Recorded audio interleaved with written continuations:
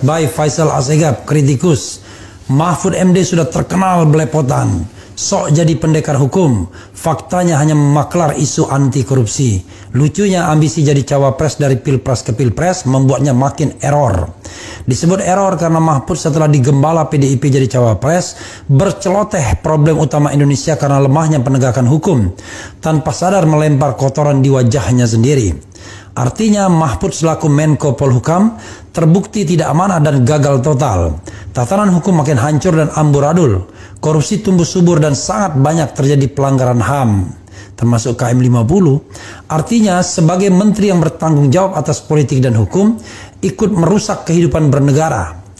Klaim paling bersih dan pakar hukum hanya omong kosong alias gombalin rakyat banyak. Dalam tragedi berdarah Rempang, ya, watak hipokritnya terlihat sempurna. Mahfud dengan sangat licik meracik, sangat licik meracik diksi bahwa bukan penggusuran tapi pengosongan lahan, jelas melukai hati rakyat. Tak hanya itu, Mahfud juga terkenal getol menyerang kelompok Islam dengan stigma intoleran, radikal dan berbagai sinisme busuknya, seolah dia yang paling Pancasilais dan toleran. Banyak catatan hitam menggarisbawahi bobroknya perilaku Mahfud. Bertopeng anti korupsi, namun skandal 349T disinyalir demi memuluskan kemesraan dengan Megawati agar dapat tiket cawapres. Di ujung jabatannya Mahfud bermain akrobat, memulai tim reformasi hukum, tak jelas apa yang dikerjakan. Terkesan hanya demi menjilat Jokowi agar terlihat sibuk sebagai menteri. Pak Mahfud, berhentilah membual. Kita menyederhanakan saja kan? Bahasa rakyat seperti itu. Iya, ada lagi bro yang mau ditambahkan soal Mahfud MD ini sebelum kita bicara lebih dalam mengenai Anies Mohaimin. Mungkin sedikit kita harus berkuat ini soal variabel Mahfud ini. Karena pertanyaan abang itu kan sangat dalam. Menurut saya yang tadi itu menyangkut dengan NU. Saya harus mengatakan begini. Orang-orang yang berada di pemerintahan ini, mereka ini misal Pak Mahfud ini orang nggak bisa diklaim representasi tokoh NU. Karena yang disebut mewakili itu kan ada timbal balik. Dia seorang Menko Polhukam, dia melihat oligarki merampok sumber-sumber kekayaan alam, orang bagi-bagi proyek ratusan triliun. Tidak butuh organisasi besar, tidak butuh apa, mereka hanya kelompok kecil. Tapi di mana Mahfud memperjuangkan perubahan nasib masyarakat NU? Tidak ada. Yang banyak miskin itu kan? Tidak ada. Mestinya kan di atas meja dia melihat uang negara dirampok ratusan triliun. Uang yang dirampok itu milik masyarakat Indonesia yang sebagian besar adalah NU. Mestinya kan dia pukul meja di hadapan Jokowi. Saya tersinggung sebagai tokoh NU. Anda cuma hanya memberikan 1,5 triliun kepada PBNU, itu pun juga lewat susah payah Profesor Said Agil Silat kan, ngotot dulu baru mereka kasih kan. Tetapi kelompok-kelompok lain bisa mengambil, mengeruk sebanyak mungkin untuk kesejahteraan golongan dan pribadinya.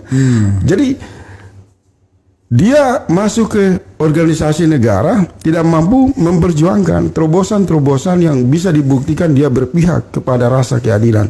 Karena kalau bicara masyarakat yang paling banyak tertindas itu kan warga NU. Sepanjang Pantura di timur Indonesia, di wilayah Sumatera sangat-sangat tertindas.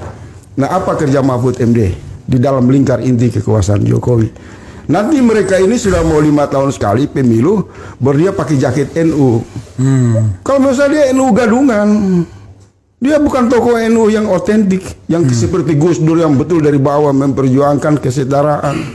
Bagaimana masih kepada kekuasaan untuk memberikan jalan-jalan yang terbaik bagi relasi NU dan negara itu diperkuat di bidang usaha mikro, di bidang usaha ekonomi dan lain-lain. Mereka ini hanya membawa label NU dalam rangka 5 tahun sekali. Dan saya harus mengatakan bahwa dia tidak punya basis yang kuat. Dia tidak menyumbangkan sesuatu yang konkret buat NU. Hanya nongol saja di acara-acara NU. Ya kan, mestinya kan dia marah organisasi besar ini cuma sekian tahun hanya disumbang oleh pemerintah 1,5 triliun. Saya kalau ketemu Pak Anies, satu waktu misalnya saya tanya di depan publik, Pak Anies, apa yang mau disumbangkan kepada NU? Saya yakin Anies dan Caimin itu akan mengatakan kalau kami memimpin republik ini, kami akan menarik organisasi NU tidak bekerja pada persoalan ece-ece. Ya minimal 100 triliun kasih buat NU, biar mereka punya perbankan yang mandiri, mereka punya usaha UKM, mereka punya jalan-jalan gerakan ekonomi yang bisa membawa harapan potensi NU ini bisa lahir konglomerat yang lebih banyak. Iya kan? Dan harus juga kita jujur mengakui bahwa jangan di Jawa Timur, di Madura saja Pak Mahfud itu tidak punya pengaruh. Dia nggak pengaruh. Nah, topeng kemunafikan yang dipakai oleh Pak Mahfud ini menurut saya, karena saya harus bicara apa adanya, mohon didengar. Buka topeng itu Pak Mahfud. Sudah muak rakyat. Anda terlalu banyak sandiwara. Kasus 349 triliun yang tidak tuntas dan berhenti di atas meja Anda itu sesuatu yang sangat menyakiti rakyat. Ada semacam hubungan dengan calo politik di sana terjadi. Kedua, menyangkut dengan bahasa-bahasa yang tidak berpihak secara sungguh-sungguh kepada korban-korban penggusuran di kasus Rempang. Itu sangat menyiram luka yang dalam bagi rakyat. Ketiga, Anda juga hanya sombong ketika membubarkan ormas Islam. Tapi Anda tidak berani membubarkan kekuatan-kekuatan yang menggerogoti sumber-sumber kekayaan alam. Perusahaan-perusahaan mereka Anda ini dan Anda atau kelompok-kelompok tentang BLBI, kelompok-kelompok preman yang melindungi kekuasaan. Iya. Bersekutu dengan kesepakatan-kesepakatan, dia akan tidak masuk pada wilayah itu.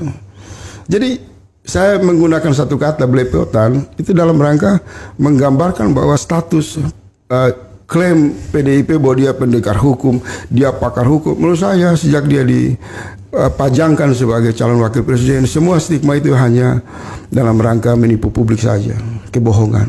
Dalam kinerja sebagai Menko Polhukam, Pak Mahfud adalah bagian dari kerusakan dan kehancuran proses penegakan hukum di Indonesia. Oke.